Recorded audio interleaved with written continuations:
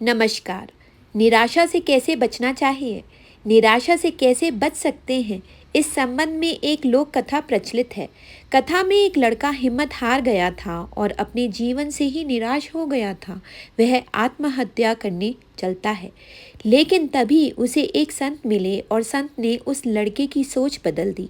जानिए ये कहानी। एक लड़का घर परिवार और धन संबंधी समस्याओं से लड़ते लड़ते थक गया था। उसकी उम्र ज्यादा नहीं थी, लेकिन वह रोज रोज के विवादों से तंग हो गया था।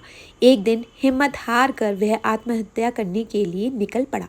चलते चलते एक जंगल में पहुंच गया। जंगल में काफी दूर चलने के बाद भी उसका मन शांत नहीं हुआ। जंगल बहुत ही घना था, वहां जंगली जानवरों का भी खतरा था। तभी उसे एक छोटी सी झोपड़ी दिखाई दी। लड़के ने सोचा कि इस घने जंगल में झोपड़ी बनाकर कौन रह रहा है। अपनी जिज्ञासा शांत करने के लिए वह लड़का झोपड़ी की ओर बढ़ने लगा। झोपड़ी के पास पहुंचा तो उसे एक संत दिखाई दिए। संत ध्यान की मुद्रा में बैठे थे और उनके चेहरे पर शांति और प्रसन्नता दिखाई दे रही थी। लड़का संत के पास ही बैठ गया। संत ने लड़के को देखा और उसका परिचय पूछा। लड़के ने कहा कि वह अपने जीवन में परेशान हो गया है और मरना चाहता है। इसीलिए इस जंगल में आया हूँ ताकि किसी भी तरह मैं अपना जीवन खत्म कर सकूं। संत ने लड़के की बात सुनी और समझ गए कि कम उम्र में मिलने वाले तनाव के कारण ये बहुत ज्यादा निराश हो गया है। उन्होंने लड़के से कहा कि तुम्हें निराशा से बचना चाहिए। समस्याएं तो आती जाती रहती हैं, समय एक सा नहीं रहता है। संत ने लड़के को समझाने के लिए एक कथा सुनानी शुरू की। संत बोले, एक छोटे बच्चे ने एक दिन अपने घर में बांस का और एक कैक्टस का पौधा अपने घर के आंगन में लगाया। उसका बागबानी का नया नया शौक था। बच्चा रोज दोनों पौधों की एक समान देखभाल करने लगा। रोज सुबह शाम पानी देता, धूप छांव में पौधों का ध्यान रखता। काफी समय बीतने के बाद कैक्टस का पौधा तो पनप गया, लेकिन बांस का पौधे में कोई बदलाव नहीं दिखाई दे रहा था।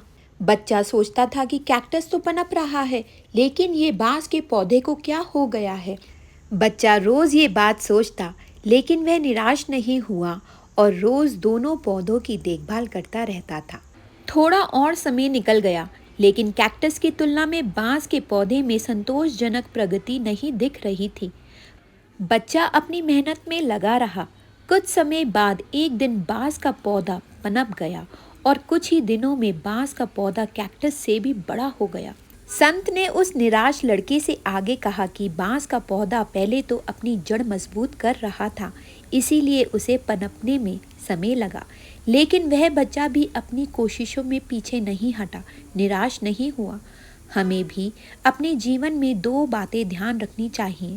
पहली बात तो ये है कि हालात कैसे भी हो, सकारात्मकता और धैर्य ना छोड़ें। दूसरी बात यह है कि पहले हमें अपनी जड़ें मजबूत कर लेनी चाहिए।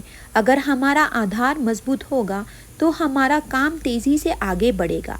सकारात्मकता और धैर्य रखेंगे तो जीवन में जल्द ही संतोषजनक बदलाव दिखाई दे सकता है। एक लड़का निराश था और हिम्मत हार चुका था। तभी एक संत ने उसे समझाया निराशा से कैसे बचना चाहिए। जय श्री कृष्ण।